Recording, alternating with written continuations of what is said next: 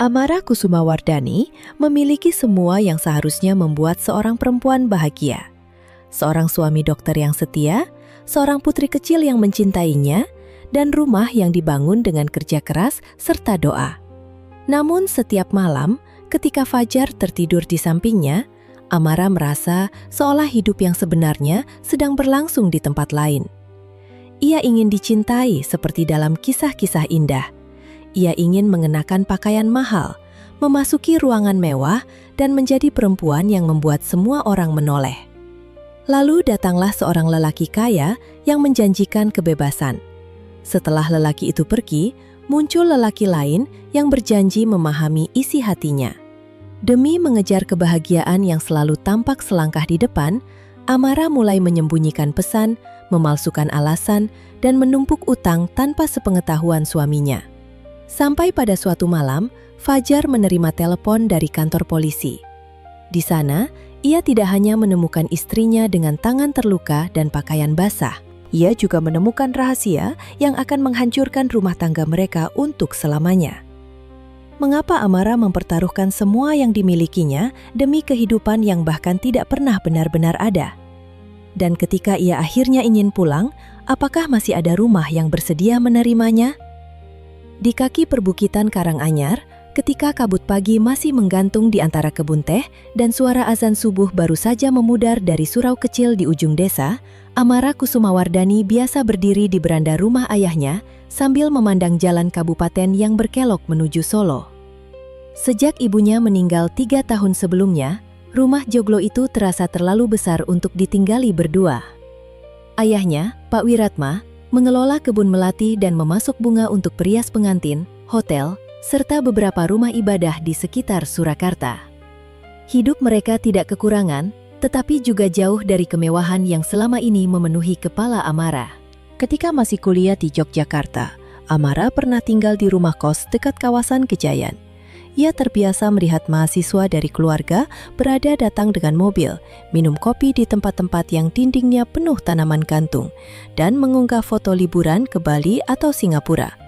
Di kamar kosnya yang sempit, ia membaca novel cinta, menonton drama dari ponsel, dan membayangkan dirinya hidup di rumah berlantai marmer dengan jendela lebar, mengenakan kebaya rancangan desainer, lalu menghadiri jamuan orang-orang penting. Kenyataan memaksanya pulang sebelum lulus. Ayahnya sakit-sakitan, kebun membutuhkan pengawasan, dan tidak ada saudara dekat yang bersedia membantu. Pada awal musim hujan, Pak Wiratma jatuh di gudang pupuk. Seorang pekerja kebun membawanya ke puskesmas kecamatan, tempat dokter muda bernama Fajar Santoso sedang bertugas. Fajar bukan lelaki yang langsung menarik perhatian. Tubuhnya kurus, kulitnya agak gelap karena sering berkeliling ke desa-desa, dan ia lebih banyak mendengarkan daripada berbicara. Namun ia sabar menghadapi Pak Wiratma yang keras kepala. Ia datang memeriksa tekanan darah ke rumah, mengingatkan waktu minum obat, dan bahkan membantu mengurus rujukan ke rumah sakit di Solo ketika hasil pemeriksaan jantung menunjukkan masalah yang tidak ringan. Amara mula-mula memandang Fajar sekadar sebagai dokter desa yang terlalu sederhana. Ia datang dengan sepeda motor tua, membawa tas hitam yang sudutnya mulai mengelupas, lalu selalu menolak ketika ditawari amplop tambahan oleh ayahnya. Tetapi ada ketenangan dalam cara Fajar berbicara. Ia tidak pernah membesar-besarkan dirinya. Ketika Pak Wiratma mengeluh tentang mahalnya biaya pengobatan, Fajar menjelaskan satu persatu dengan sabar, termasuk pilihan menggunakan BPJS. Ketika hujan turun deras dan listrik padam, ia tetap duduk di ruang tengah yang diterangi lampu minyak, memeriksa denyut nadi pasien, sambil bercanda bahwa dokter di desa harus bisa bekerja, bahkan jika dunia tiba-tiba kembali ke zaman kakek nenek. Fajar mulai sering makan malam bersama mereka. Bu Siti, perempuan yang sudah lama membantu di rumah, biasanya menyajikan nasi liwet, ayam kampung bacem, sayur labu siam, dan sambal terasi. Pak Wiratma menyukai Fajar karena lelaki itu sopan, tidak banyak menuntut, dan masih mau berbicara dalam bahasa Jawa halus ketika berhadapan dengan orang tua. Amara melihat bagaimana ayahnya perlahan mempercayai dokter muda itu. Dari percakapan-percakapan kecil, ia mengetahui bahwa Fajar dibesarkan oleh seorang guru sekolah dasar dan penjahit rumahan di Klaten. Ia menyelesaikan pendidikan kedokteran dengan beasiswa dan memilih bekerja di daerah karena merasa orang desa sering datang terlambat ke rumah sakit. Bagi Amara, Cerita itu terdengar mulia sekaligus menjanjikan. Seorang dokter, pikirnya, tentu akan memiliki masa depan baik.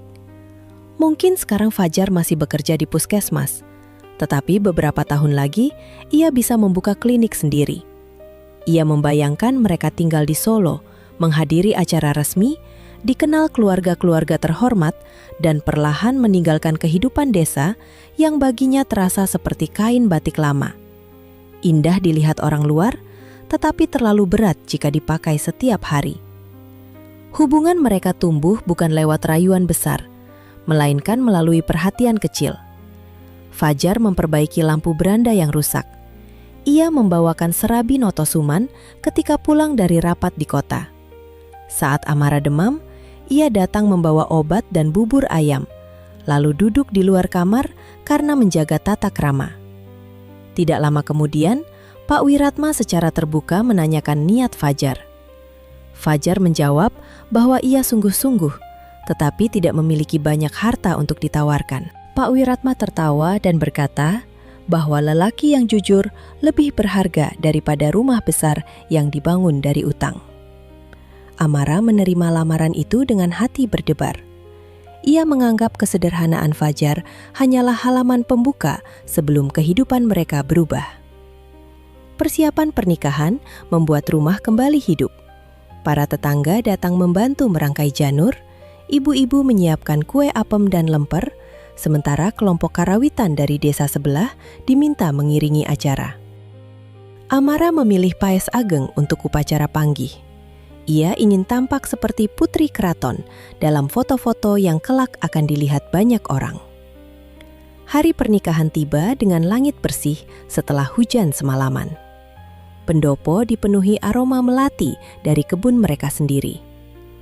Amara mengenakan kebaya beludru hitam dengan sulaman emas, rambutnya ditata rapi, dan lehernya dihiasi kalung pinjaman dari bibinya. Ketika ia berjalan perlahan menuju Fajar, orang-orang memuji kecantikannya. Kamera ponsel terangkat dari berbagai arah. Selama beberapa jam, ia benar-benar merasa hidupnya telah berubah. Ia menjadi pusat perhatian, dikelilingi kain batik, gamelan, bunga, dan ucapan selamat. Segala sesuatu tampak seperti adegan yang selama ini ia tunggu. Namun, setelah tamu pulang, piring-piring dicuci, janur mulai layu, dan riasan di wajahnya dihapus, kesunyian kembali turun. Beberapa hari kemudian, Amara pindah ke rumah dinas kecil di dekat puskesmas. Rumah itu hanya memiliki 2 kamar, dapur sempit, dan halaman yang selalu becek saat hujan. Dari jendela kamar, ia dapat melihat tembok belakang apotik dan jemuran seragam pegawai. Fajar terlihat bahagia. Ia membeli rak piring baru, memasang tirai bermotif bunga, dan berkata bahwa mereka bisa menanam cabai serta daun pandan di halaman. Amara tersenyum, tetapi dalam hatinya ada ruang kosong yang tidak segera terisi. Ia mengira setelah menikah ia akan merasakan getaran besar, semacam pintu yang terbuka menuju dunia baru. Yang datang justru rutinitas. Fajar bangun sebelum matahari terbit, sholat, minum kopi tubruk, lalu pergi bekerja. Kadang ia pulang siang untuk makan, tetapi lebih sering baru kembali setelah maghrib, karena harus mengunjungi pasien lansia atau menangani persalinan darurat. Malam hari, ia terlalu lelah untuk berbicara panjang. Ia akan makan pecel atau sayur bening yang dimasak Amara, menceritakan pasien yang membandel, lalu tertidur sambil masih memegang buku catatan. Amara mulai bosan pada percakapan yang selalu berputar di sekitar tekanan darah, vaksin, obat generik, dan jadwal posyandu. Ia mencoba mengajak Fajar pergi ke kafe baru di Solo, tetapi suaminya sering menolak dengan alasan harus berhemat atau berjaga. Ketika akhirnya mereka pergi, Fajar memesan teh panas paling murah dan tampak gelisah melihat daftar harga. Amara merasa malu saat melihat pasangan lain tertawa sambil memotret makanan. Ia membayangkan mereka menilai gaun sederhananya, sepatu yang sudah dipakai sejak kuliah, dan suami yang masih membawa tas kerja lama. Untuk mengusir sepi, Amara menata ulang rumah. Ia membeli taplak, vas keramik, dan lampu gantung secara cicilan dari toko daring. Fajar tidak marah, hanya bertanya lembut apakah semua itu benar-benar perlu. Nada hati-hati suaminya justru membuat Amara semakin kesal. Ia merasa Fajar tidak mengerti bahwa rumah yang indah dapat mengubah suasana hati. Bagi Fajar, kebahagiaan berarti makan bersama, kesehatan ayah mertuanya membaik, dan bisa menabung sedikit setiap bulan. Bagi Amara, semua itu terasa terlalu kecil. Beberapa bulan setelah pernikahan, mereka menerima undangan ke pesta pernikahan putri seorang pengusaha tekstil di Solo. Fajar hampir menolak karena harus menggantikan dokter lain, tetapi Amara memohon. Ia menyewa gaun hijau zamrud dari butik dan menghabiskan waktu berjam-jam untuk merias wajah. Pesta diselenggarakan di ballroom hotel besar. Lampu kristal menggantung seperti hujan beku. Meja-meja dihiasi anggrek putih dan para tamu datang dengan mobil yang mengilap. Di sana Amara melihat dunia yang selama ini hanya ia kenal melalui layar. Perempuan-perempuan mengenakan kain tenun mahal dan tas bermerek. Para lelaki membicarakan proyek properti, investasi, dan perjalanan ke luar negeri. Hidangan tersusun dari sate lilit, kambing guling, sup buntut, sampai pencuci mulut berlapis emas tipis. Musik jazz mengalun setelah prosesi adat selesai. Fajar berdiri kaku di sampingnya. Ia tidak mengenal siapapun, dan beberapa kali memeriksa ponsel karena khawatir dipanggil puskesmas. Ketika seorang tamu bertanya di rumah sakit mana ia praktik, Fajar menjawab jujur bahwa ia bekerja di puskesmas kecamatan. Orang itu mengangguk singkat, lalu beralih berbicara dengan dokter spesialis yang berdiri di dekatnya. Amara menangkap perubahan kecil itu dan merasa pipinya panas. Malam semakin larut. Seorang perempuan yang dikenalnya dari masa kuliah memuji gaunnya dan bertanya apakah Amara kini tinggal di Jakarta. Pertanyaan sederhana itu terasa seperti pisau tipis. Amara menjawab dengan senyum bahwa suaminya sedang merintis karir dan mereka mungkin akan pindah ke kota besar. Fajar mendengar ucapan itu tetapi tidak membantah. Ia hanya menatap Amara beberapa detik, seolah mencoba memahami mengapa rumah kecil mereka harus disembunyikan. Dalam perjalanan pulang, hujan turun deras. Fajar mengendarai sepeda motor perlahan, sementara Amara duduk di belakang dengan gaun diselubungi jas hujan tipis. Air memercik dari kendaraan yang lewat. Sepatunya basah, riasannya mulai luntur, dan aroma parfum mahal dari ballroom tergantikan bau tanah serta asap knalpot. Fajar berkata bahwa pesta itu terlalu berlebihan, dan mungkin uangnya lebih baik dipakai membantu orang yang membutuhkan. Amara tidak menjawab. Ia memandang lampu-lampu kota yang menjauh di belakang mereka. Di dalam benaknya, ballroom tadi masih terang. Anggrek putih masih segar, dan orang-orang masih tertawa, seolah hidup tidak pernah menyentuh mereka dengan tangan kotor. Sesampainya di rumah, Fajar menyiapkan air hangat untuk kaki Amara dan menggantung gaunnya agar tidak kusut. Ia melakukan semuanya dengan kasih sayang yang tulus. Namun, ketika Amara melihatnya membungkuk di bawah lampu dapur yang redup, mengenakan kaos puskesmas dan sandal karet, sesuatu di dalam dirinya berubah. Bukan kebencian, bukan pula penyesalan yang jelas. Hanya rasa kecewa yang tumbuh perlahan seperti jamur di dinding lembab. Malam itu, sementara Fajar tidur kelelahan di sisinya, Amara membuka ponsel dan melihat kembali foto-foto pesta. Ia memperbesar wajahnya sendiri di antara lampu kristal, bunga anggrek, dan tamu-tamu berpakaian indah. Dalam foto itu, ia tampak seperti perempuan yang seharusnya hidup di tempat tersebut.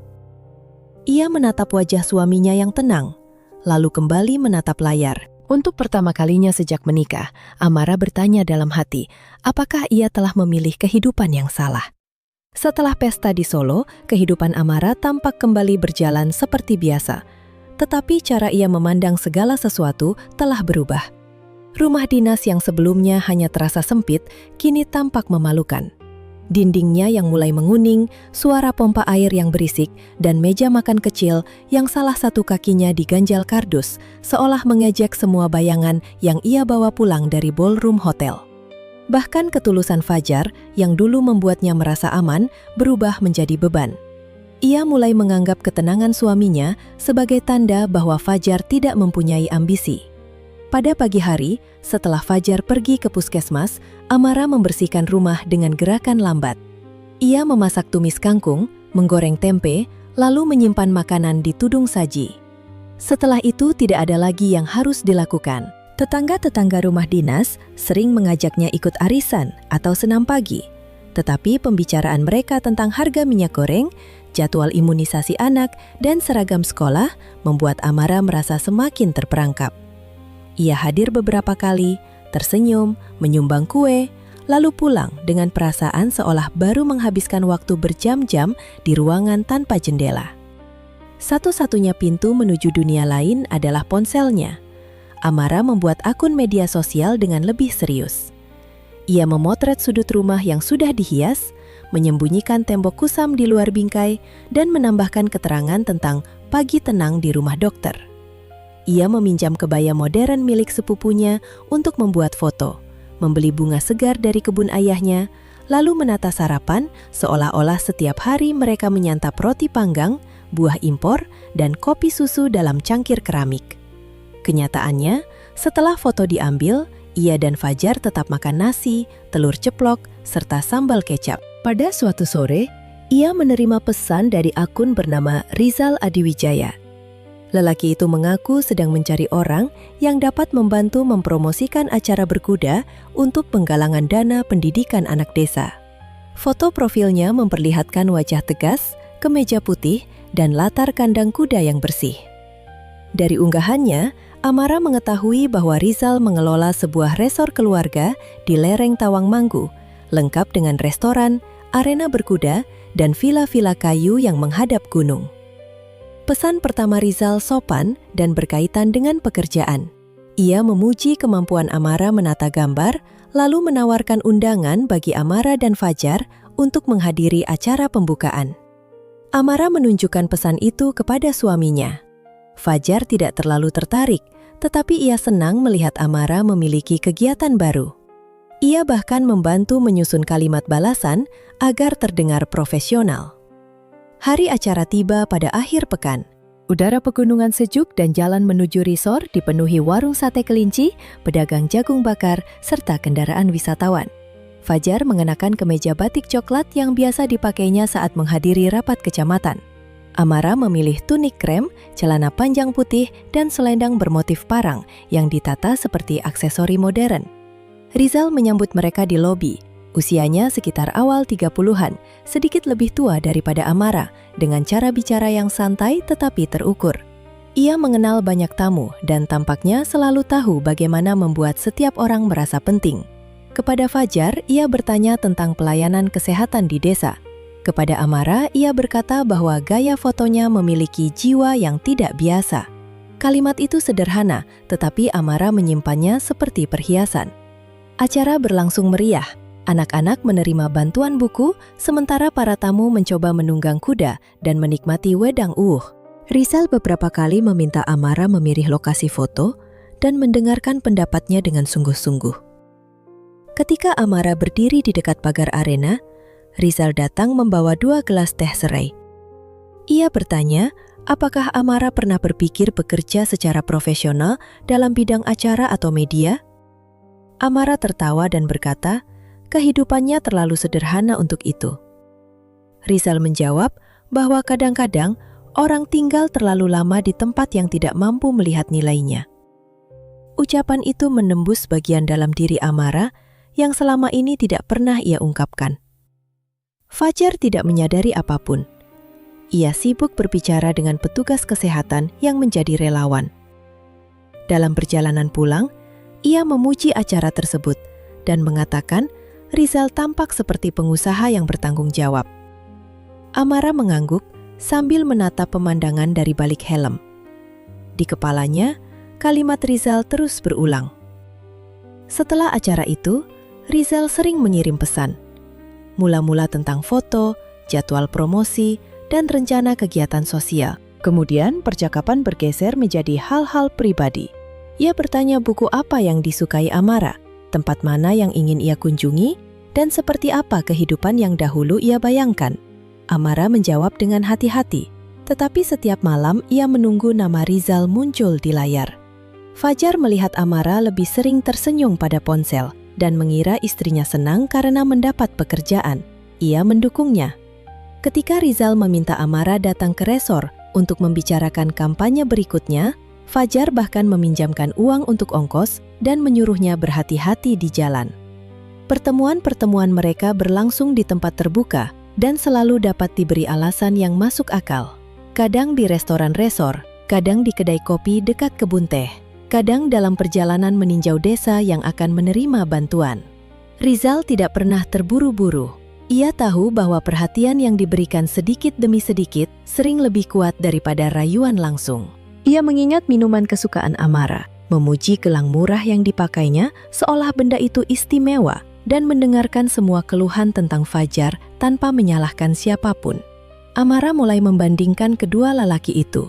Fajar pulang dengan bau antiseptik dan keringat setelah seharian bekerja. Rizal selalu tampak rapi, wangi, dan tidak pernah tergesa-gesa. Fajar berbicara tentang pasien, stok obat, dan jalan desa yang rusak. Rizal berbicara tentang peluang, kota-kota besar, desain resor, serta orang-orang yang dapat mengubah hidup hanya dengan satu keputusan. Amara tahu perbandingan itu tidak adil, tetapi ia tetap melakukannya. Pada malam perayaan sekaten di Solo, Rizal mengajak Amara melihat pasar malam dengan alasan mencari bahan promosi budaya. Amara mengatakan kepada Fajar bahwa ia bertemu kelompok perempuan pelaku usaha. Fajar kebetulan mendapat jadwal jaga dan tidak bertanya panjang. Di antara lampu warna-warni, suara gamelan, pedagang kerak telur, mainan anak, dan aroma gula kapas, Amara berjalan di samping Rizal. Mereka tidak bergandengan tangan, tetapi jarak di antara mereka semakin sempit. Rizal memberikan Amara sekotak kembang gula tradisional dan berkata bahwa perempuan seperti dirinya tidak seharusnya merasa hidupnya sudah selesai hanya karena tinggal di kota kecil. Mereka berhenti di halaman masjid ketika keramaian sedikit menjauh. Rizal menceritakan bahwa keluarganya ingin ia menikah dengan perempuan dari kalangan mereka. Ia mengatakan hidupnya tampak bebas, padahal banyak keputusan sudah diatur. Amara merasakan kesamaan di antara mereka, meski sesungguhnya posisi mereka berbeda jauh. Rizal dapat pergi kapan saja, sementara Amara harus pulang ke rumah sebelum Fajar menyelesaikan tugas malam. Saat hendak berpisah, Rizal memegang tangan Amara beberapa detik lebih lama daripada seharusnya. Tidak ada kata-kata besar. Hanya sentuhan yang membuat napas Amara berubah. Ia menarik tangannya, tetapi tidak marah. Dalam perjalanan pulang, ia merasa bersalah sekaligus hidup.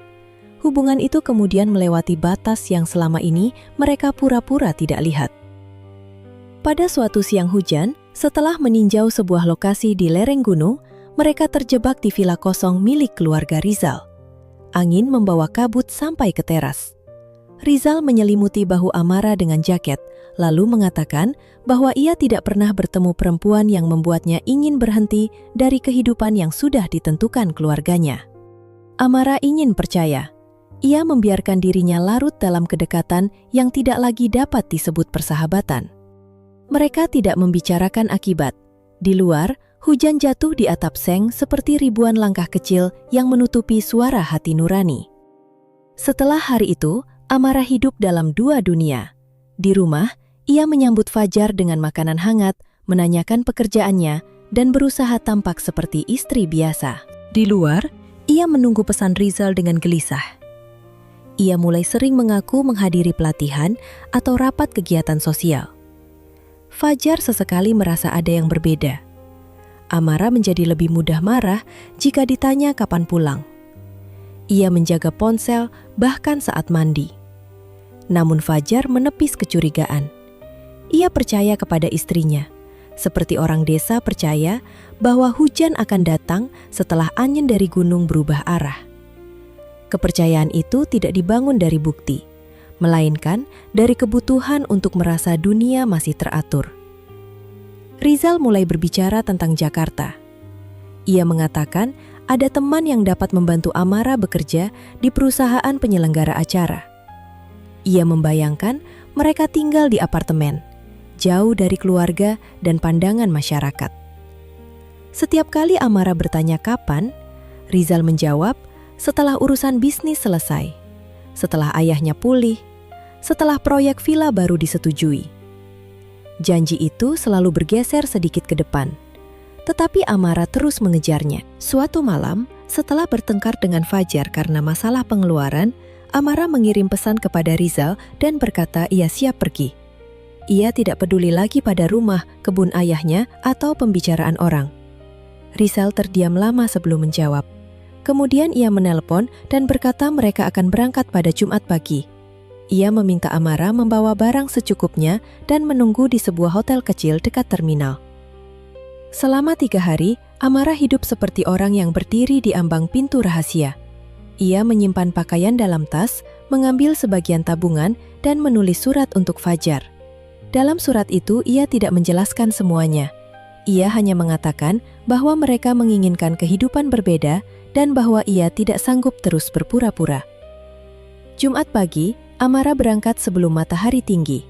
Ia mengatakan kepada Fajar bahwa ada pelatihan 2 hari di Yogyakarta. Fajar mengantarnya sampai jalan raya dan mengingatkan agar ia makan teratur. Bahkan ketika sepeda motor menjauh, Fajar masih melambaikan tangan. Amara menunggu di kamar hotel dengan tirai tertutup. Jam 9 berlalu. Lalu jam 10. Ia menelpon Rizal, tetapi tidak ada jawaban. Menjelang siang, sebuah pesan masuk. Rizal menulis bahwa keluarganya mendadak mengirimnya ke Bali untuk menangani masalah resor. Ia mengatakan keadaan terlalu rumit dan keputusan mereka kemarin hanyalah hasil emosi. Ia meminta Amara pulang, melupakan semuanya, dan tidak menghubunginya untuk sementara waktu. Amara membaca pesan itu berulang kali. Kata-kata tersebut begitu singkat dibandingkan hidup yang sudah siap ia tinggalkan. Ia menelpon sampai tangannya gemetar, tetapi nomor Rizal kemudian tidak dapat dihubungi. Sore itu, Amara pulang dengan alasan pelatihan dibatalkan. Fajar menyambutnya tanpa curiga, membawakan teh manis hangat, lalu bertanya mengapa wajahnya pucat. Amara mengatakan ia pusing. Malamnya, ia demam tinggi dan selama beberapa hari hampir tidak mau makan. Fajar merawatnya dengan sabar. Ia mengganti kompres, menyuapi bubur, dan tidur di kursi agar dapat memeriksa suhu tubuhnya. Ketika Amara menangis tanpa sebab yang ia mengerti, Fajar menggenggam tangannya dan berkata bahwa ia tidak perlu takut karena dirinya tidak akan pergi kemana-mana. Amara memalingkan wajah ke dinding. Di dalam dadanya, rasa kehilangan bercampur dengan rasa malu. Ia bukan hanya ditinggalkan oleh Rizal, ia juga dipaksa melihat bahwa kehidupan besar yang dijanjikan kepadanya mungkin tidak pernah benar-benar ada. Namun seperti orang yang sudah kecanduan pada rasa manis, ia tidak mampu kembali menikmati air putih. Dalam pelukan suami yang tulus, Amara justru merasa semakin jauh dari rumah. Selama berminggu-minggu setelah pesan terakhir Rizal, Amara seperti hidup di balik kaca buram. Ia bangun, makan, menjawab pertanyaan Fajar, lalu kembali tidur. Tubuhnya perlahan pulih, tetapi semangatnya tidak. Fajar mengira istrinya mengalami kelelahan berat. Ia meminta bantuan dokter spesialis di Solo, membeli vitamin, dan mengatur agar Amara tidak terlalu banyak menerima pekerjaan promosi. Tidak sekalipun ia membayangkan bahwa kesedihan itu berasal dari lelaki lain. Pak Wiratma datang membawa mangga dari kebun dan menginap 2 malam. Ia melihat putrinya lebih kurus, lalu menegur Fajar karena dianggap terlalu sibuk. Fajar menerima teguran tanpa membela diri. Malam itu ia duduk lama di teras, memikirkan cara memperbaiki kehidupan mereka. Beberapa hari kemudian, ia menerima tawaran bekerja di sebuah klinik swasta di kota Madiun. Gajinya tidak jauh lebih besar, tetapi ada kesempatan mengikuti pelatihan dan membuka praktek sore. Fajar menganggap perpindahan itu mungkin memberi Amara suasana baru. Amara menerima usul tersebut dengan cepat. Baginya, meninggalkan rumah dinas berarti menghapus jejak kegagalan. Mereka pindah ke sebuah rumah kontrakan di kawasan yang lebih ramai, tidak jauh dari pasar besar dan stasiun. Rumah itu bukan rumah impiannya, tetapi memiliki ruang depan cukup luas, halaman kecil, dan akses mudah ke pusat kota. Fajar mengambil pinjaman koperasi untuk membayar uang muka sewa serta membeli beberapa perabot. Pada bulan-bulan awal, Amara tampak lebih baik. Ia mengecat ulang dinding, menanam bougainville, dan membeli rak kayu untuk memajang barang-barang dekorasi. Ia mulai menerima pesanan kecil untuk menghias lamaran, ulang tahun, dan akad nikah. Dari kegiatannya itu, lahir sebuah nama, Rumah Amara. Ia membuat logo sederhana, mencetak kartu nama, dan mengunggah setiap hasil pekerjaan. Fajar bangga. Ia sering membantu mengangkat meja, mengantar bunga, atau memasang lampu hias setelah pulang dari klinik. Ketika Amara mengeluh bahwa dirinya tidak punya cukup modal, Fajar menyerahkan sebagian tabungan. Ia berkata, usaha itu bisa menjadi jalan agar Amara tidak lagi merasa kesepian. Tak lama kemudian, Amara hamil. Kabar itu disambut keluarga dengan syukuran sederhana. Pak Wiratma membawa tumpeng, ayam ingkung, dan aneka jajanan pasar. Para tetangga membaca doa bersama. Fajar tampak begitu bahagia, sampai matanya berkaca-kaca ketika pertama kali mendengar detak jantung bayi melalui alat pemeriksaan. Amara juga bahagia, tetapi perasaannya tidak sesederhana yang ia harapkan. Ia membayangkan kehamilan akan mengisi ruang kosong di dalam dirinya.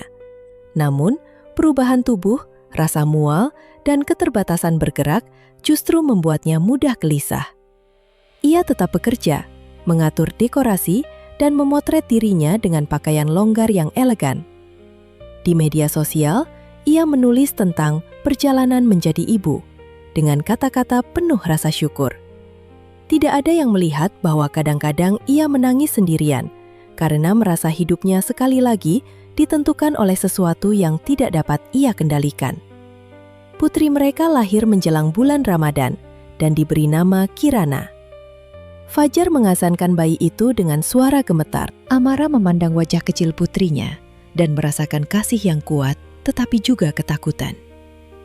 Ia sadar sekarang ada seseorang yang sepenuhnya bergantung kepadanya.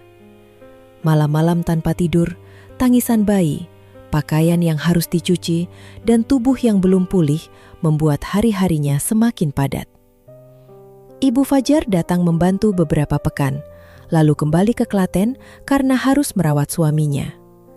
Ketika Kirana berusia 6 bulan, Amara mulai kembali menerima pesanan.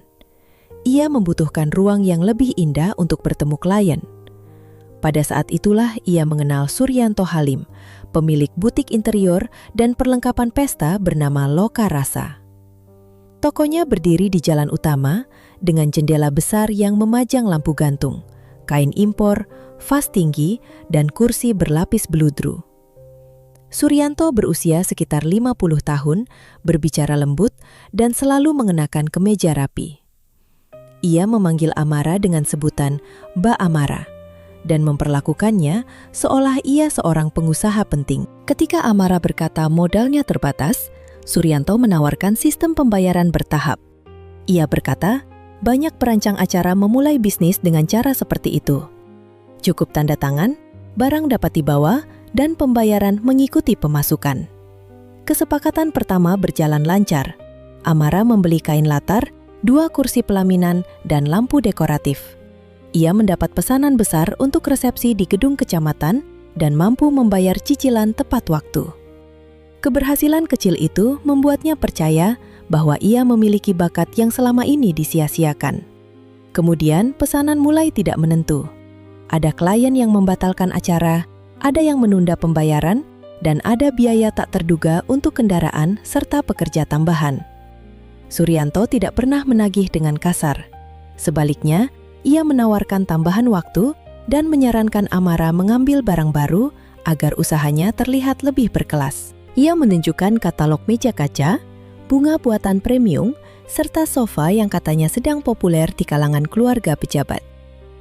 Amara menandatangani dokumen demi dokumen. Huruf-huruf kecil tentang denda, bunga, dan jaminan tidak dibacanya dengan teliti. Ia percaya kepada Suryanto karena lelaki itu selalu mengatakan, Usaha harus berani dulu, Mbak. Rezeki nanti mengikuti. Kalimat itu terdengar seperti doa, padahal sesungguhnya sebuah perangkap yang dibungkus keramahan. Pada sebuah pameran pernikahan di Yogyakarta, Amara bertemu Leon Pramudya. Ia menjadi fotografer untuk salah satu penyelenggara acara dan sedang memotret stan ketika Amara menegurnya karena hampir menjatuhkan vas. Leon meminta maaf sambil tertawa, lalu membantu memperbaiki susunan bunga. Rambutnya agak panjang, kemejanya digulung sampai siku, dan di pergelangan tangannya terikat kain hitam. Mereka berbicara tentang pencahayaan, warna, dan cara sebuah ruangan dapat mengubah perasaan orang. Leon mengatakan dekorasi Amara tidak sekadar cantik, tetapi memiliki kesedihan yang lembut. Tidak seorang pun pernah menggambarkan pekerjaannya seperti itu. Kebanyakan klien hanya bertanya harga paket dan jumlah bunga. Amara merasa seolah Leon melihat sesuatu yang bahkan tidak ia pahami dalam dirinya sendiri. Leon tinggal di Yogyakarta dan sering bekerja di Jakarta. Ia bermimpi membuat film dokumenter dan suatu hari menyutradarai film panjang. Ia membaca puisi, menyukai pertunjukan teater, dan berbicara tentang seni dengan gairah yang membuat kehidupan sehari-hari tampak lebih luas. Dibandingkan Rizal, Leon tidak tampak kaya. Sepatunya lusuh dan kameranya dibeli bekas. Namun justru karena itu, Amara merasa hubungan mereka lebih murni. Mula-mula mereka bertukar pesan tentang pekerjaan. Leon mengirim foto stan Amara, lalu menawarkan bantuan membuat katalog. Ketika Amara datang ke Yogyakarta membeli bahan, mereka bertemu di kedai kopi dekat Kota Baru. Leon mendengarkan cerita tentang rumah Amara dan mengatakan usaha itu bisa berkembang jika diberi identitas yang kuat. Ia bahkan membuat beberapa sketsa logo tanpa meminta bayaran. Amara tidak langsung menyebut Fajar. Ia mengatakan dirinya memiliki keluarga, tetapi berbicara seolah pernikahannya hanyalah bagian administratif. Leon mengetahui keberadaan Kirana dari foto media sosial dan bertanya apakah sulit menjadi ibu sambil membangun usaha. Pertanyaan itu membuat Amara membuka banyak hal yang selama ini ia simpan. Ia bercerita tentang kesepian, tentang suami baik yang tidak pernah benar-benar memahami dirinya, dan tentang perasaan seolah semua pintu kehidupan tertutup terlalu cepat. Leon tidak menghakimi. Ia mengatakan, kadang-kadang orang yang paling baik pun tidak selalu menjadi orang yang tepat. Kalimat itu memberi Amara pembenaran yang selama ini ia cari. Di rumah, Fajar melihat istrinya lebih bersemangat. Ia senang Amara memiliki jaringan baru. Bahkan ketika Amara meminta mengikuti kelas branding di Yogyakarta setiap 2 minggu, Fajar mengatur jadwal agar bisa menjaga Kirana. Ia memasak bubur bayi, mengganti popok, dan berjalan keliling kompleks sambil menggendong putrinya. Para tetangga memuji Fajar sebagai ayah teladan. Amara mendengar pujian itu dan sesaat merasa seperti penjahat. Tetapi rasa bersalah cepat tenggelam ketika pesan Leon datang. Kedekatan mereka tumbuh perlahan. Leon tidak seberani Rizal. Ia beberapa kali mencoba menjaga jarak, terutama setelah melihat foto Fajar bersama Kirana. Ia berkata tidak ingin menjadi alasan sebuah keluarga hancur. Amara menjawab bahwa keluarganya sudah lama kosong, hanya tampak utuh dari luar.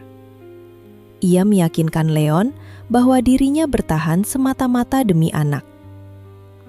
Pada suatu malam setelah pameran, hujan deras membuat kereta Amara tertunda.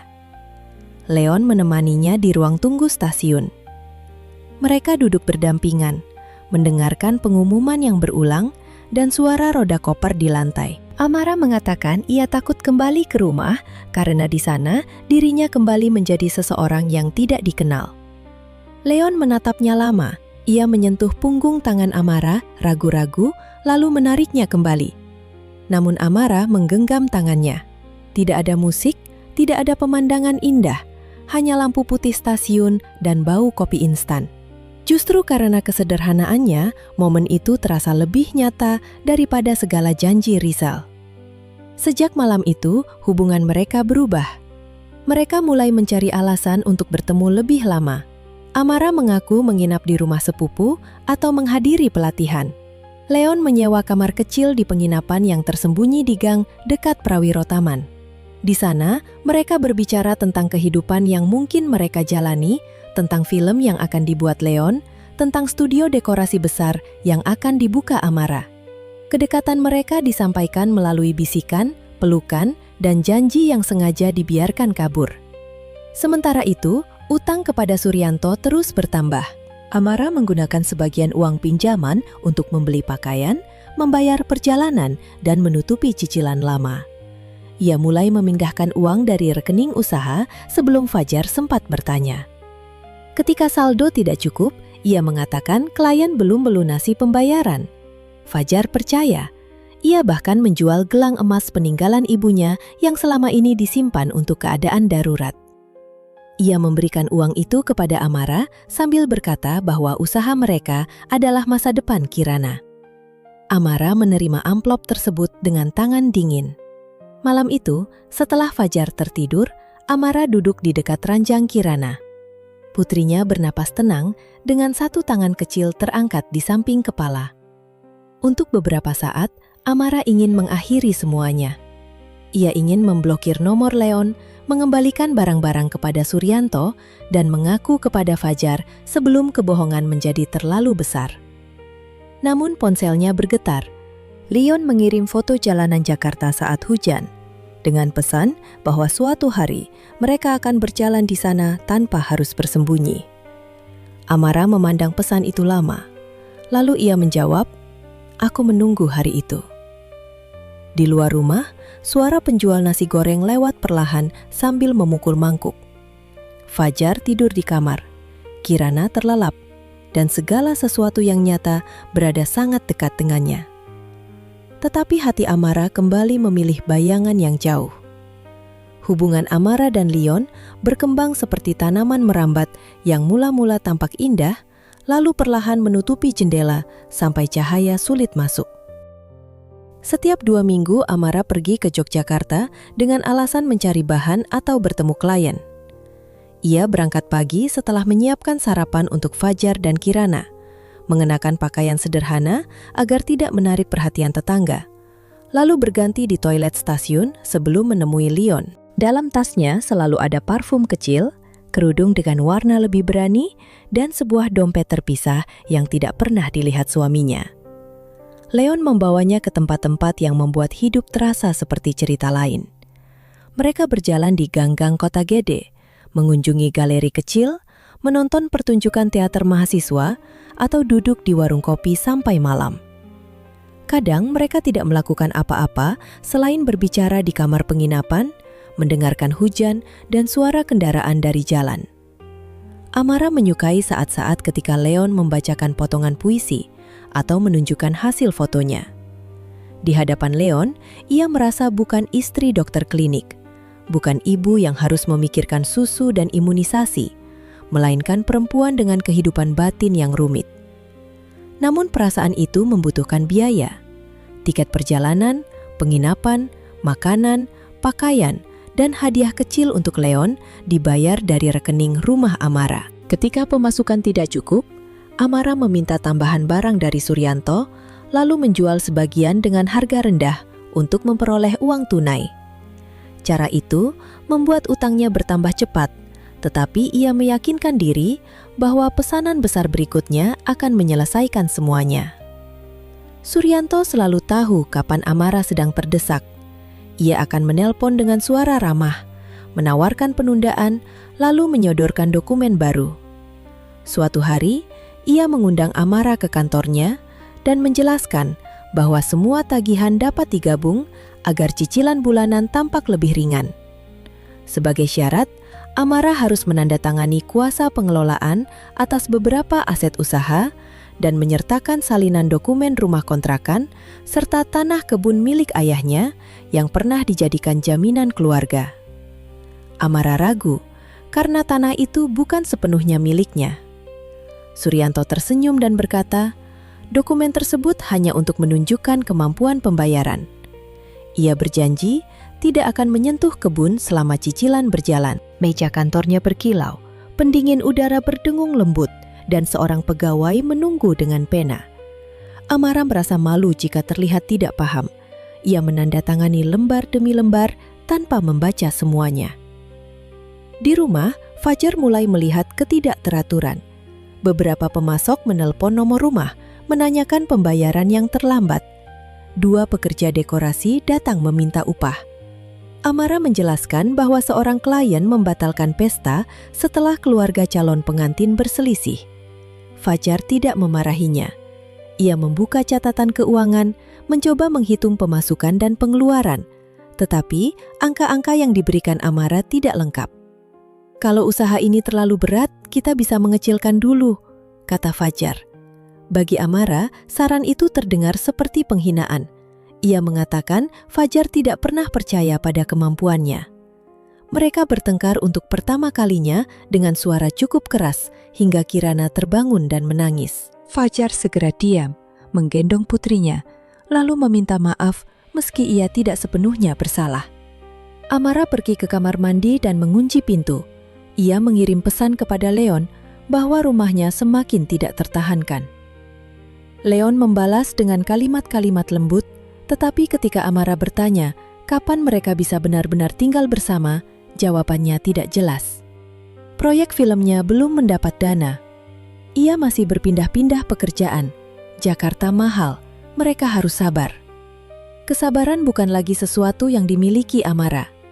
Ia merasa telah menunggu sejak masa kuliah, sejak menikah, sejak Rizal pergi, dan sekarang sejak Leon mulai berjanji. Setiap penundaan membuatnya semakin menuntut. Ia ingin Leon menelpon lebih sering, membatalkan pekerjaan untuk menemuinya, dan menunjukkan bahwa hubungan mereka bukan sekadar tempat bersembunyi. Leon mulai merasa sesat. Ketika ia tidak menjawab selama beberapa jam karena sedang memotret acara, Amara mengirim puluhan pesan.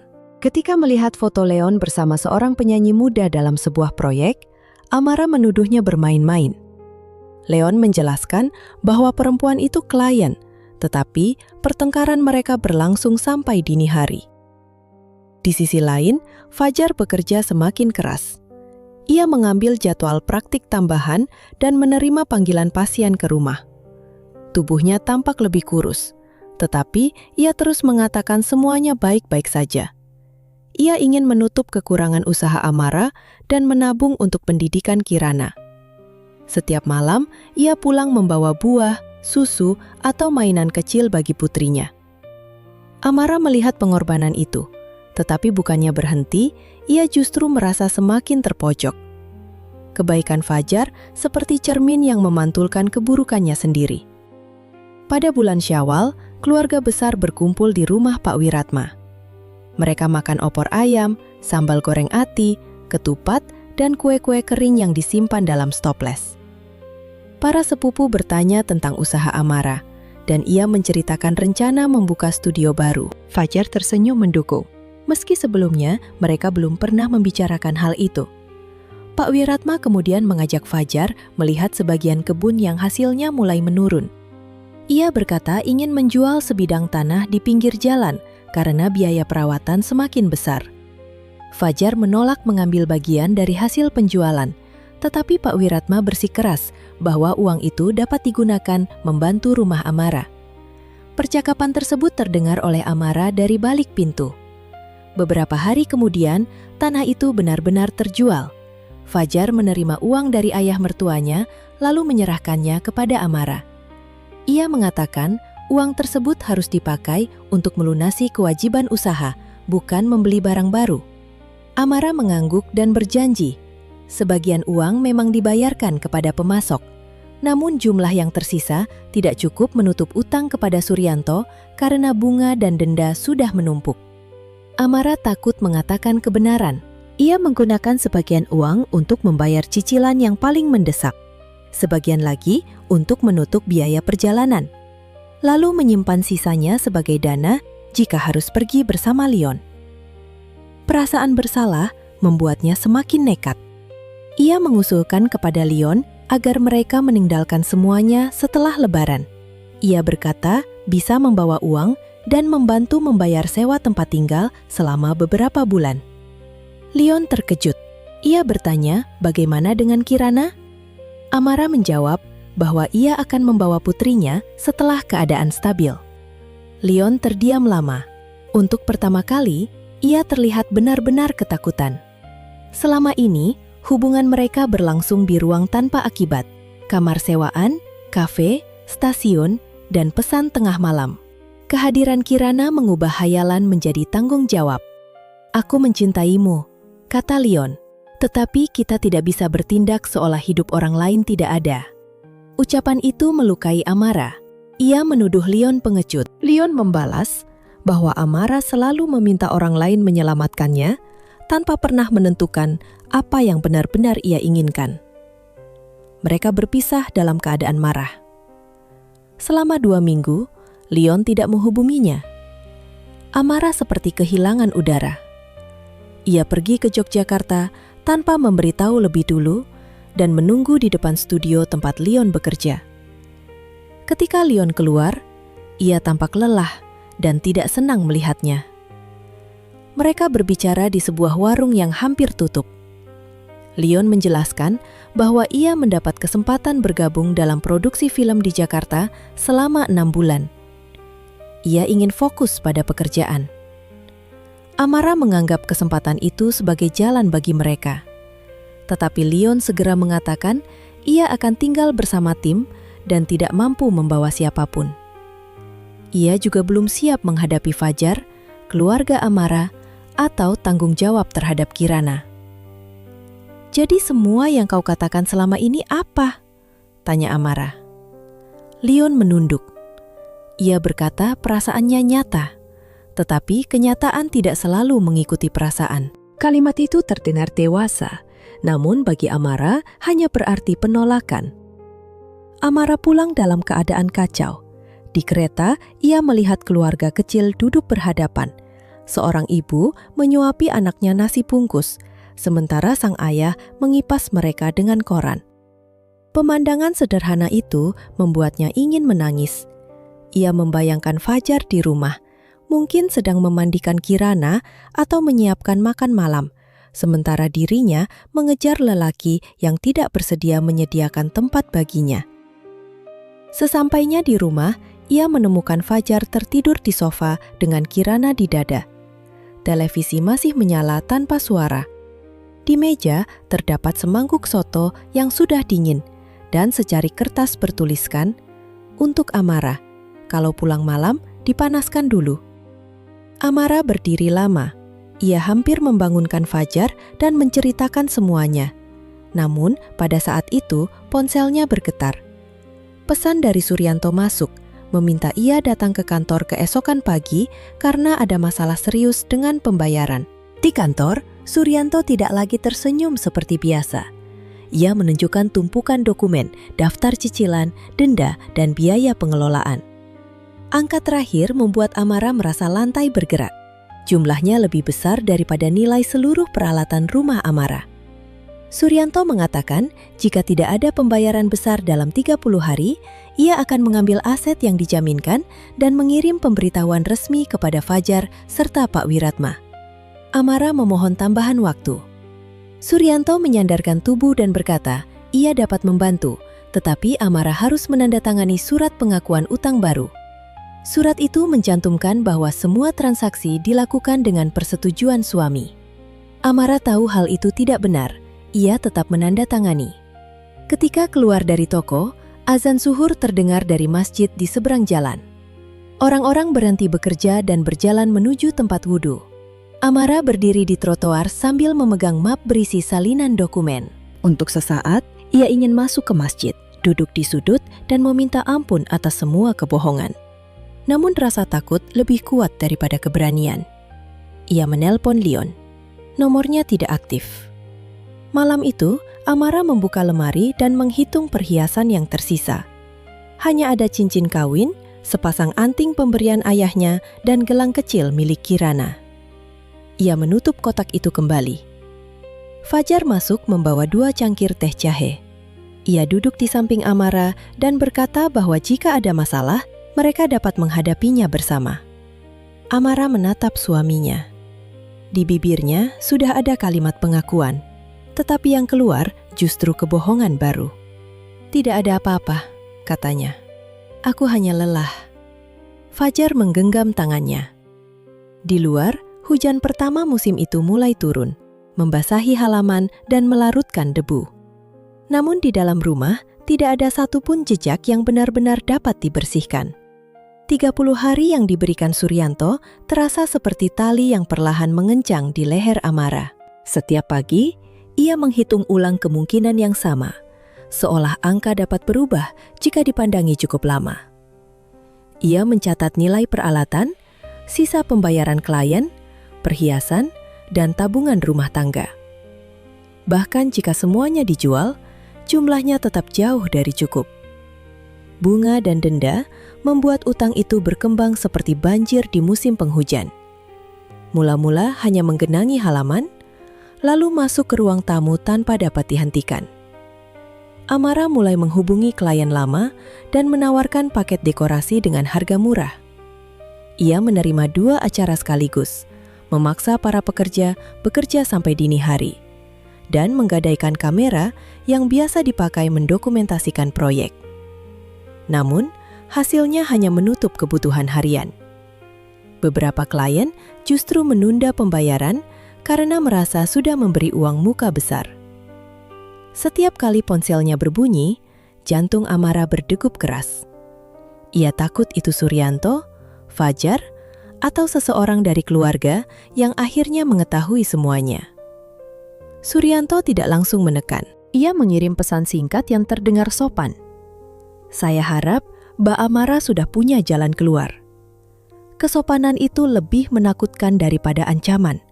Amara tahu lelaki tersebut yakin ia tidak punya pilihan. Dalam keputusasaan, pikirannya kembali kepada Rizal.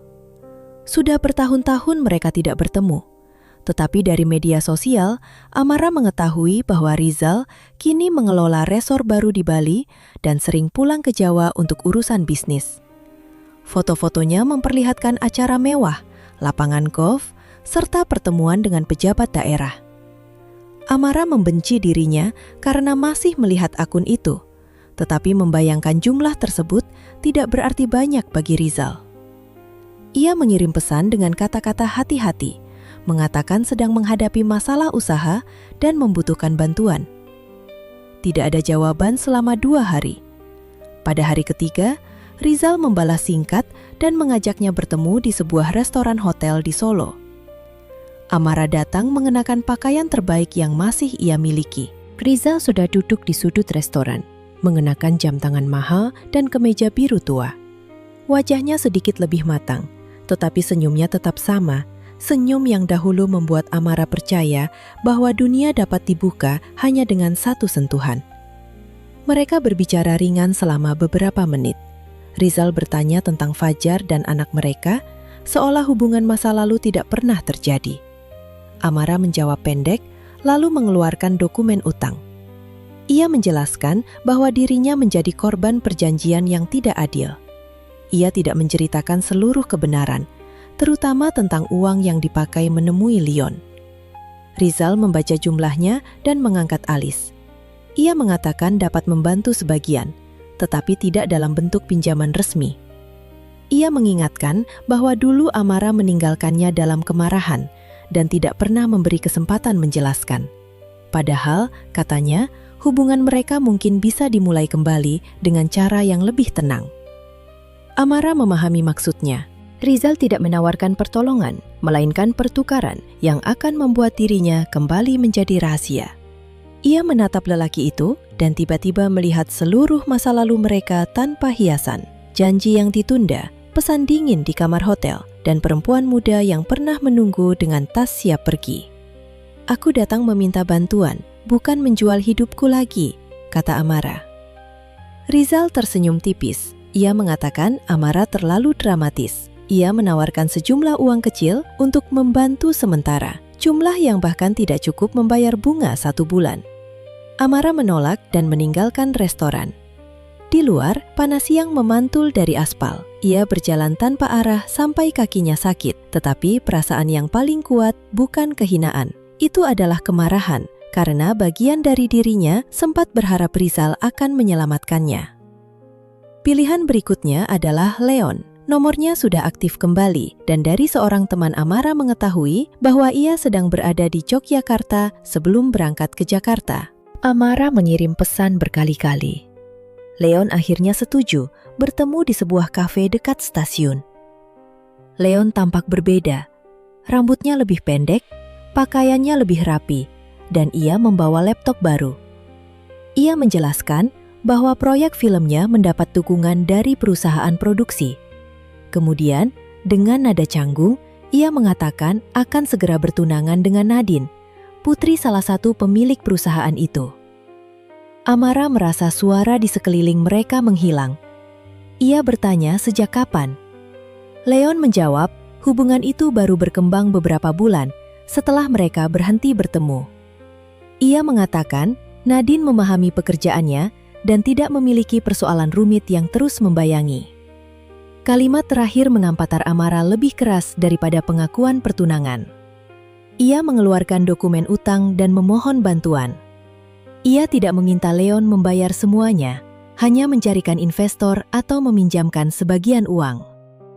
Leon membaca halaman pertama, lalu menutup map. "Aku tidak punya uang sebesar ini," katanya. "Kau punya hubungan dengan orang-orang yang punya." Leon menggeleng. Ia tidak mau memulai karir dengan membawa masalah hukum dan utang seseorang yang masih bersuami. Amara mengingatkan semua janji mereka. Leon menjawab bahwa ia pernah mencintai Amara, tetapi cinta tidak memberinya kewajiban menanggung keputusan yang tidak ia buat. Amara berdiri begitu cepat hingga kursinya bergeser. Beberapa pengunjung menoleh.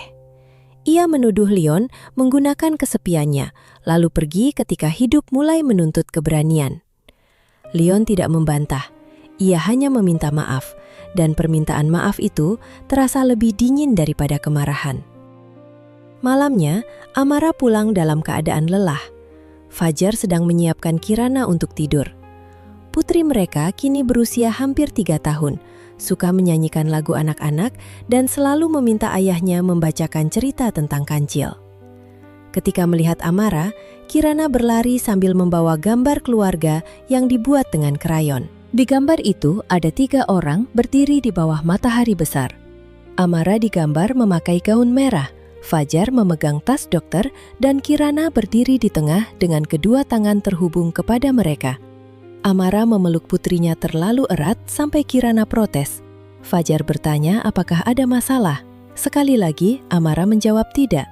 Hari-hari berikutnya, ia mendatangi beberapa kenalan dari lingkaran sosialnya. Perempuan yang dulu memuji dekorasinya, kini menghindar dengan alasan suami mereka mengurus keuangan. Seorang pengusaha catering berkata akan mempertimbangkan, tetapi kemudian tidak pernah menjawab. Seorang anggota komunitas perempuan menyarankan Amara lebih banyak berdoa dan hidup sesuai kemampuan. Nasihat itu diucapkan sambil memandang tas Amara, seolah kesalahannya dapat dibaca dari merek yang tidak lagi baru. Amara mulai memahami bahwa dunia yang selama ini ia kejar hanya menyukai orang selama mereka tampak berhasil. Ketika Kilo menghilang, orang-orang tidak sekadar pergi. Mereka juga ingin meyakinkan diri bahwa kehancuran itu pantas diterima. Seminggu sebelum tenggat, Suryanto memanggil Amara ke kantor. Kali ini tidak ada pegawai lain di ruangan. Ia menyuguhkan teh, menanyakan keadaan Kirana, lalu berkata ia tidak ingin keluarga Amara kehilangan rumah atau kebun. Ia dapat menghapus sebagian bunga dan menunda proses hukum jika Amara bersedia menjadi teman dekat yang menemaninya dalam perjalanan bisnis serta acara tertentu. Bahasanya halus, tetapi maksudnya tidak mungkin disalahartikan. Suryanto mengatakan tidak ada yang perlu tahu. Ia bahkan dapat memberi Amara pekerjaan tetap di tokonya. Semua akan tampak seperti kerjasama profesional. Amara duduk kaku. Selama beberapa detik, ia membayangkan menerima tawaran itu. Utang akan berkurang. Fajar tidak perlu tahu, dan Kirana tetap memiliki rumah. Pikiran tersebut membuatnya mual. Ia sadar kebohongan, yang dimulai dari keinginan tampil indah, telah membawanya ke ruangan tempat seorang lelaki merasa berhak membeli kehormatannya. Ia berdiri dan menolak. Suryanto tidak marah. Ia hanya merapikan dokumen dan berkata, penolakan adalah hak Amara, tetapi hukum tetap berjalan. Sebelum Amara keluar, ia mengingatkan bahwa surat pemberitahuan akan dikirim dalam 3 hari. Di rumah, Fajar sedang memperbaiki roda sepeda kecil Kirana. Ia berkata, bulan depan mereka mungkin bisa mengajak Kirana ke kebun binatang jika jadwal klinik tidak padat. Kemudian ia bercerita bahwa klinik mempertimbangkannya menjadi kepala layanan. Kenaikan gaji tidak besar, tetapi cukup untuk mulai menabung kembali. Amara menatap wajah suaminya yang penuh harapan. Seluruh pengakuan naik sampai ke tenggorokan. Ia ingin mengatakan bahwa tidak ada tabungan yang bisa diselamatkan, bahwa tanda tangan Fajar telah dipalsukan pada satu dokumen, bahwa tanah ayahnya mungkin ikut terseret, dan bahwa 2 lelaki lain pernah mengisi ruang yang seharusnya hanya milik suaminya. Fajar, katanya pelan. Fajar menoleh sambil tersenyum. Ya, Kirana bertepuk tangan karena roda sepedanya kembali berputar. Suara kecil itu memecah keberanian Amara. Ia membayangkan Fajar mengambil anak mereka, mengusirnya, dan memandangnya seperti orang asing. Ia tidak sanggup menghadapi tatapan itu. Aku hanya mau bilang selamat, katanya. Kau pantas mendapat jabatan itu. Fajar tertawa kecil dan menjawab belum tentu ia terpilih. Lalu ia meminta Amara duduk di teras, tempat ia sudah menyiapkan singkong goreng dan teh. Mereka bertiga makan bersama saat senja turun. Dari rumah tetangga terdengar pengajian anak-anak. Angin membawa bau tanah basah dan asap pembakaran daun. Pemandangan itu begitu damai hingga terasa kejam. Amara tahu kedamaian tersebut dibangun di atas lantai yang sudah retak. Ia hanya satu-satunya orang yang mendengar bunyi retakannya. Malam sebelum surat resmi dikirim, Amara tidak tidur. Ia membaca semua dokumen dari awal. Untuk pertama kali, ia memahami betapa besar kesalahannya. Ada tanda tangan yang pernah ia tiru, karena pegawai Suryanto berkata Fajar tidak perlu repot datang. Ada pernyataan bahwa suaminya mengetahui pinjaman. Ada klausul yang memungkinkan penagihan terhadap aset keluarga. Di salah satu lembar, ia menemukan catatan tangan pegawai tentang jadwal pertemuan, nilai barang, dan komisi. Amara menyadari mungkin ada bukti bahwa Suryanto sengaja mendorongnya mengambil pinjaman yang tidak mampu dibayar. Tetapi bukti itu berada di kantor toko, bukan pada salinan yang ia pegang. Sebuah rencana tumbuh dari kepanikan. Jika ia bisa mengambil buku pencatatan asli atau menghapus dokumen tertentu sebelum surat dikirim, ia mungkin mendapat waktu. Bukan jalan keluar, tetapi penundaan. Bagi orang yang tenggelam, satu tarikan napas terasa sama berharganya dengan keselamatan. Keesokan harinya, Amara menitipkan Kirana kepada tetangga dengan alasan ada persiapan acara mendadak. Ia mengenakan pakaian gelap dan menunggu sampai toko Suryanto tutup. Ia tahu pintu belakang sering tidak dikunci sempurna karena pekerja gudang keluar masuk. Hujan turun sejak sore, membuat jalan sepi. Sebelum berangkat, Amara berdiri di depan kamar. Fajar sedang tidur setelah jaga malam. Satu tangan menutupi mata. Di meja terdapat foto pernikahan mereka. Amara dengan Paes Ageng, Fajar memakai beskap. Keduanya tersenyum di bawah rangkaian melati. Amara menyentuh bingkai itu. Untuk sesaat, ia melihat perempuan yang dahulu berdiri di pelaminan. Yakin bahwa hidup akan memberinya sesuatu yang lebih besar. Ia ingin memperingatkan perempuan itu bahwa keinginan tidak selalu datang seperti pintu terbuka. Kadang ia datang seperti lubang kecil di perahu, nyaris tak terlihat, lalu menenggelamkan semuanya. Amara meninggalkan rumah tanpa membangunkan Fajar. Dalam tasnya ada senter, kunci cadangan yang pernah diberikan pegawai toko, dan korek api. Ia belum tahu apakah datang untuk mencari bukti atau membakar masa lalunya. Yang ia tahu, ketika seseorang sudah terlalu lama hidup dalam kebohongan, kebenaran dapat terlihat lebih menakutkan daripada kejahatan.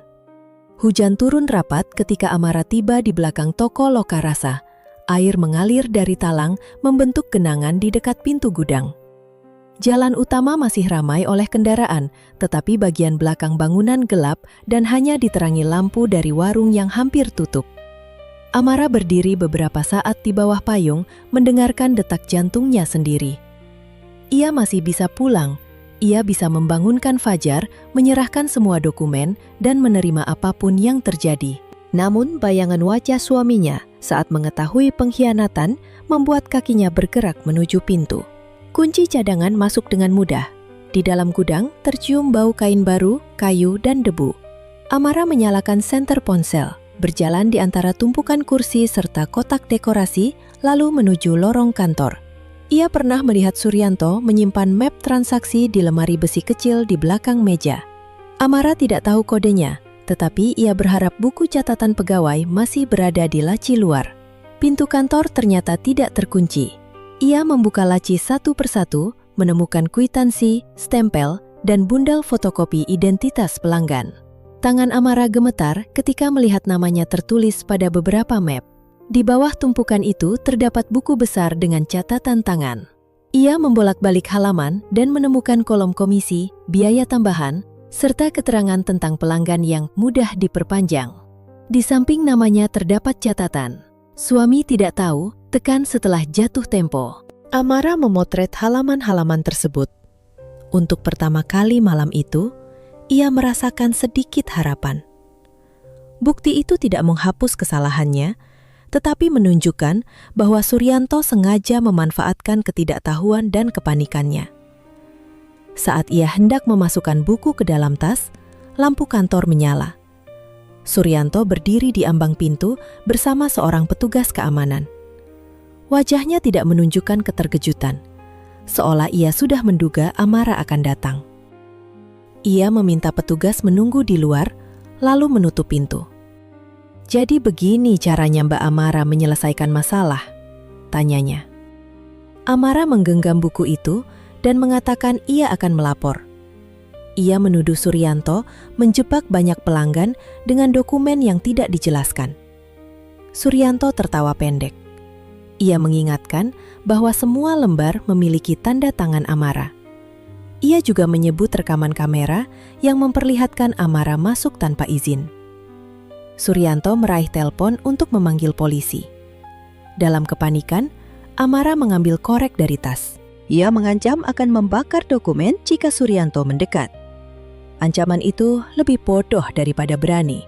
Suryanto berhenti, tetapi petugas keamanan membuka pintu.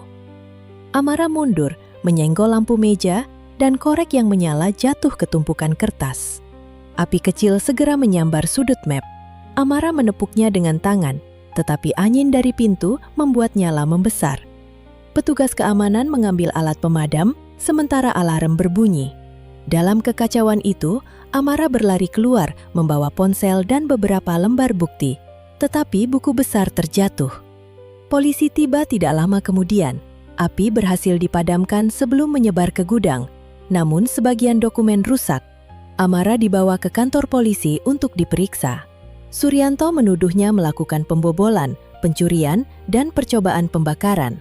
Amara menunjukkan foto halaman buku besar serta pesan-pesan yang berisi tawaran tidak pantas.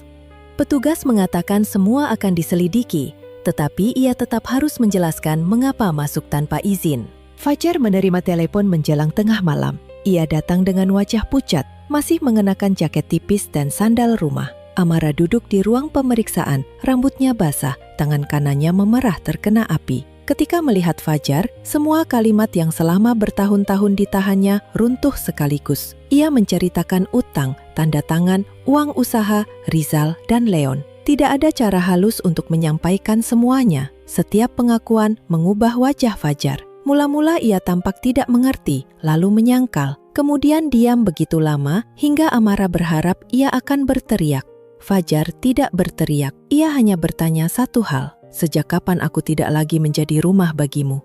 Amara mencoba menjawab bahwa masalahnya bukan Fajar, bahwa dirinya selalu merasa hidup yang lebih besar menunggu di luar. Namun kata-kata itu terdengar kosong di ruangan dingin tersebut. Fajar menatap tangan Amara yang terbakar, lalu memanggil petugas untuk meminta pertolongan medis. Bahkan dalam kehancuran itu, kebiasaannya sebagai dokter masih membuatnya merawat luka lebih dahulu. Keesokan paginya, kabar menyebar. Foto Amara saat keluar dari kantor polisi muncul di akun gosip lokal bersama cerita tentang utang, kebakaran, Rizal, dan Leon. Tetangga berbisik, klien membatalkan pesanan, dan orang-orang yang dahulu memuji hidupnya kini menjadikannya bahan penghakiman. Hampir tidak ada yang memikirkan Kirana. Pak Wiratma datang dari Karanganyar setelah mendengar kabar. Wajahnya tampak menua dalam semalam. Ia tidak memukul atau memaki Amara. Ia hanya duduk di ruang tamu dan bertanya mengapa putrinya tidak pernah merasa cukup. Pertanyaan itu membuat Amara lebih hancur daripada semua penghinaan di internet. Penyelidikan menunjukkan Suryanto memakai perjanjian menyesatkan kepada beberapa pelanggan. Foto Amara membantu membuka pemeriksaan, tetapi tidak menghapus kesalahannya memalsukan tanda tangan Fajar, menyalahgunakan dana, dan masuk tanpa izin. Proses hukum panjang tetap menantinya. Fajar menjual sebagian barang dan meminta bantuan keluarga untuk menyelesaikan kewajiban paling mendesak agar rumah serta sisa kebun Pak Wiratma tidak disita. Ia melakukannya demi Kirana dan ayah mertuanya. Di rumah, ia tidur di kamar Kirana dan hampir tidak pernah berbicara dengan Amara kecuali tentang urusan anak. Fajar bergerak tenang, seperti orang yang sedang menyelamatkan pasien setelah kecelakaan. Ia menutup luka, menghentikan pendarahan, dan menyingkirkan bagian yang tidak dapat diselamatkan. Bagian itu adalah pernikahan mereka. Beberapa minggu kemudian, Fajar menyampaikan bahwa ia akan mengajukan cerai. Ia tidak ingin memisahkan Kirana sepenuhnya dari ibunya, tetapi untuk sementara, anak itu akan tinggal bersamanya. Amara menerima keputusan tersebut sambil menahan napas. Ia sudah tahu hari itu akan datang, namun mendengarnya tetap seperti melihat pintu rumah ditutup dari dalam. Sebelum sidang pertama, tekanan masyarakat semakin berat. Amara tidak berani keluar. Setiap bunyi sepeda motor di depan rumah membuatnya takut ada wartawan lokal atau penagih utang. Ia menghapus semua akun media sosial. Tetapi tangkapan layar unggahan lamanya terus beredar. Foto-foto yang dahulu dibuat untuk membuktikan kebahagiaan kini digunakan sebagai bukti kepalsuan. Pada suatu malam, Amara menemukan kunci mobil milik Rizal di dalam laci tas lama. Kunci itu tertinggal bertahun-tahun sebelumnya ketika Rizal pernah memintanya memindahkan mobil dalam sebuah acara. Entah mengapa Amara menyimpannya. Rizal sedang berada di Solo dan mobil yang sama terlihat terparkir di hotel tempat mereka pernah bertemu. Pikiran untuk pergi muncul tanpa bentuk yang jelas. Amara tidak berniat menemui Rizal. Ia hanya ingin meninggalkan kota, komentar orang, surat pengadilan, dan tatapan Fajar. Ia pergi ke hotel, menemukan mobil di area parkir terbuka, dan terkejut ketika kunci lama masih berfungsi. Mungkin Rizal belum pernah mengganti sistemnya. Mungkin kendaraan itu jarang dipakai. Amara masuk dan menyalakan mesin. Ia berkendara ke arah timur dalam hujan malam. Tidak ada tujuan. Lampu jalan memanjang di kaca depan seperti garis-garis yang mencair. Ponselnya terus bergetar karena Fajar menyadari ia tidak ada di rumah. Amara tidak menjawab. Di jalan menurun dekat Sarangan, sebuah truk melambat mendadak. Amara menginjak rem, tetapi jalan licin. Mobil berputar, menabrak pembatas, lalu berhenti di parit dangkal. Benturan tidak merenggut nyawanya, tetapi kaki kirinya terjepit dan tulang panggulnya retak. Warga sekitar memanggil ambulans. Ketika sadar di rumah sakit, orang pertama yang dilihatnya adalah Fajar. Ia berdiri di ujung ranjang dengan mata merah karena tidak tidur. Polisi sudah mengetahui mobil itu milik Rizal. Tuduhan penggunaan kendaraan tanpa izin menambah masalah baru. Meskipun Rizal akhirnya memilih tidak melanjutkan laporan setelah keluarganya mendesak agar skandal berhenti. Fajar memastikan Amara mendapat operasi dan perawatan yang layak. ia berbicara dengan dokter, mengurus BPJS serta biaya tambahan, lalu pergi sebelum Amara dipindahkan ke kamar rawat. Amara memanggil namanya. Fajar berhenti di pintu. "Kenapa kau masih menolongku?" tanya Amara. Fajar menjawab pelan. "Karena pernah mencintaimu, tidak berarti aku harus membiarkanmu mati. Tetapi menolongmu juga tidak berarti aku bisa kembali." Itulah kalimat paling jujur yang pernah ia berikan kepada Amara. Setelah keluar dari rumah sakit, Amara menjalani rehabilitasi di sebuah pusat pemulihan di pinggir Solo sambil menunggu proses hukum dan perceraian selesai. Ia berjalan dengan tongkat dan harus belajar menerima bahwa tubuhnya tidak lagi bergerak seperti dulu. Kirana datang setiap akhir pekan bersama Fajar atau Pak Wiratma. Anak itu mula-mula canggung, lalu perlahan kembali memeluk ibunya. Fajar tetap menjaga jarak, tetapi tidak pernah menjelekkan Amara di depan putri mereka. Suatu sore, ketika musim hujan mulai berakhir, terdengar suara gamelan dari gedung pernikahan di seberang pusat rehabilitasi. Dari jendela, Amara melihat sebuah rombongan pengantin. Janur melengkung di pintu, tamu-tamu mengenakan batik, dan seorang pengantin perempuan turun dari mobil dengan kebaya berkilau. Aroma melati terbawa angin. Amara teringat hari pernikahannya sendiri ketika ia berjalan menuju Fajar dan mengira cinta adalah kendaraan yang akan membawanya ke kehidupan lain. Kini ia memahami bahwa selama bertahun-tahun ia tidak benar-benar mencintai Rizal atau Leon. Ia mencintai pintu yang ia bayangkan ada di belakang mereka. Ia mencintai kemungkinan untuk menjadi orang lain. Di meja dekat jendela, terdapat buku tulis yang diberikan terapis. Amara mulai menulis surat untuk Kirana. Bukan surat perpisahan, melainkan pengakuan yang kelak boleh dibaca putrinya ketika dewasa. Ia menulis bahwa keinginan untuk hidup lebih baik bukan dosa, tetapi hidup dengan menginjak kenyataan dan hati orang lain akan selalu menuntut harga. Ia menulis bahwa rasa bosan tidak memberi seseorang hak untuk berbohong, dan cinta tidak dapat tumbuh di tempat yang terus-menerus dibandingkan dengan hayalan. Di luar, pengantin perempuan itu tersenyum kepada kamera. Untuk sesaat, Amara kembali merasakan tarikan lama, keinginan untuk masuk ke dalam gambar indah dan melupakan segala yang tidak sempurna. Namun kali ini, ia tidak membiarkan perasaan itu menguasainya. Ia menutup tirai setengah, kembali ke meja, dan melanjutkan menulis. Hidupnya tidak berakhir, tetapi tidak pula kembali seperti semula. Fajar membangun kehidupan baru bersama Kirana. Pak Wiratma menjual sebagian kebun dan hidup lebih sederhana. Rumah Amara ditutup, barang-barangnya dilelang, dan nama yang dahulu dibuat untuk terlihat indah kini tinggal pada dokumen perkara. Amara kehilangan pernikahan, usaha, kepercayaan keluarga, dan kebebasan bergerak untuk sementara waktu.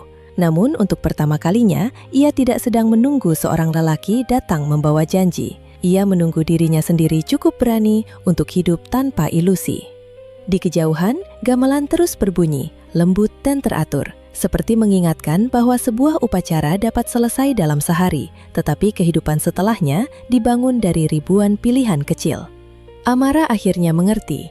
Kehancurannya tidak datang pada satu malam hujan, bukan pula ketika Rizal meninggalkannya atau Leon memilih orang lain. Kehancuran itu dimulai setiap kali ia memilih bayangan daripada kebenaran. Dan jika masih ada jalan pulang baginya, jalan itu tidak akan dihiasi lampu kristal atau anggrek putih.